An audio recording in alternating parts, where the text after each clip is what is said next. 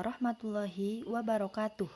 Perkenalkan, nama saya Mutiatun Nur Iftitah dari Prodi PIAUD semester 5 di Stainu Temanggung.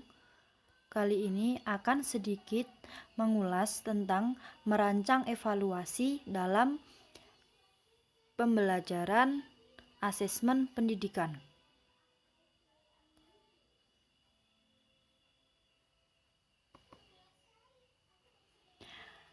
Maksud dari evaluasi, menurut dari Kamus Besar Bahasa Indonesia, evaluasi merupakan sebuah produk dan menurut istilah, evaluasi merupakan suatu tindakan untuk menentukan nilai dari sesuatu.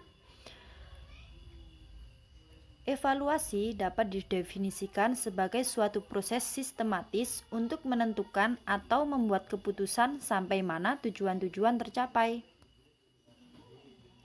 Kemudian, ada juga strategi evaluasi.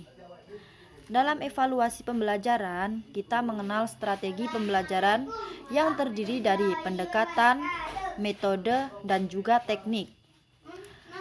Pendekatan adalah sudut pandang seseorang dalam mempelajari sesuatu. Pendekatan evaluasi merupakan sudut pandang seseorang dalam menelaah atau mempelajari evaluasi.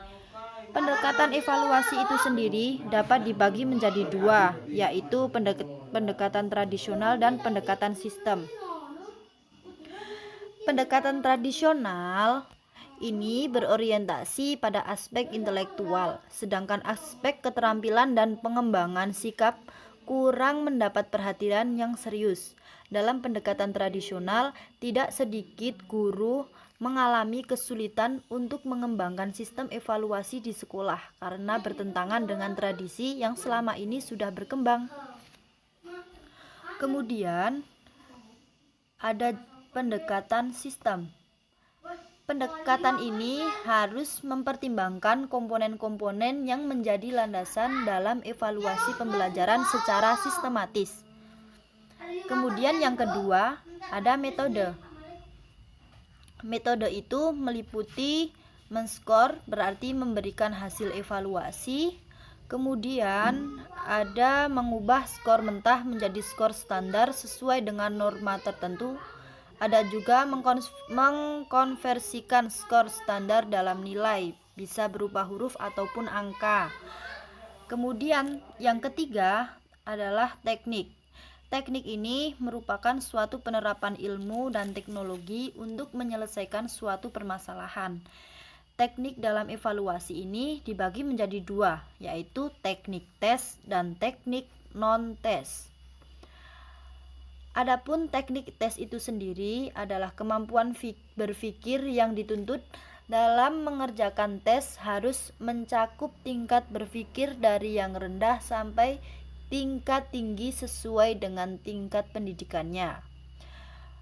Untuk non-tes adalah suatu teknik evaluasi untuk menilai ranah efektif atau bisa diartikan dapat diukur dari segi minat atau sikap terhadap peserta didik. Kemudian ada juga analisis data.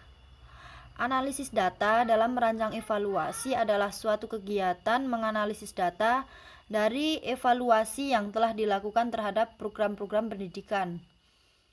Adapun tujuan dari analisis evaluasi program pendidikan adalah untuk mengetahui tingkat keberhasilan program itu setelah dilaksanakan.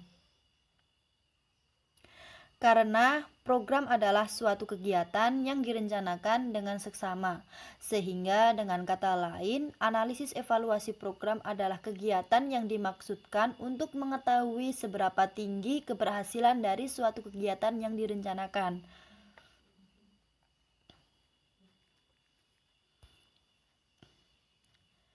Dan pembahasan yang terakhir, ada tindak lanjut evaluasi.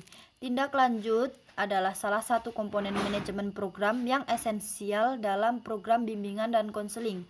Hasil analisa harus ditindaklanjuti dengan menyusun program selanjutnya sebagai kesinambungan program, mengembangkan jejaring pelayanan agar pelayanan bimbingan dan konseling lebih optimal, melakukan referral bagi peserta didik yang memerlukan bantuan khusus dari ahli lain, serta mengembangkan komitmen baru, kebijakan orientasi, dan implementasi pelayanan bimbingan dan konseling selanjutnya. Dari hal tersebut, tindak lanjut evaluasi hasil pembelajaran perlu dipahami dan dilakukan oleh setiap pendidik. Jika laporan hasil evaluasi pembelajaran itu kurang, maka yang harus dilakukan oleh pendidik adalah mengambil kebijakan pendidikan khusus kepada siswa yang bersangkutan. Dan berdasarkan hasil-hasil evaluasi, seseorang guru dapat merancang kegiatan tindak lanjut yang perlu dilakukan. Itu baik berupa perbaikan atau seperti remedial maupun berupa penyempurnaan program pembelajaran. Cukup sekian dari saya. Kurang lebihnya mohon maaf. Semoga bermanfaat untuk teman-teman semua. Wassalamualaikum warahmatullahi wabarakatuh.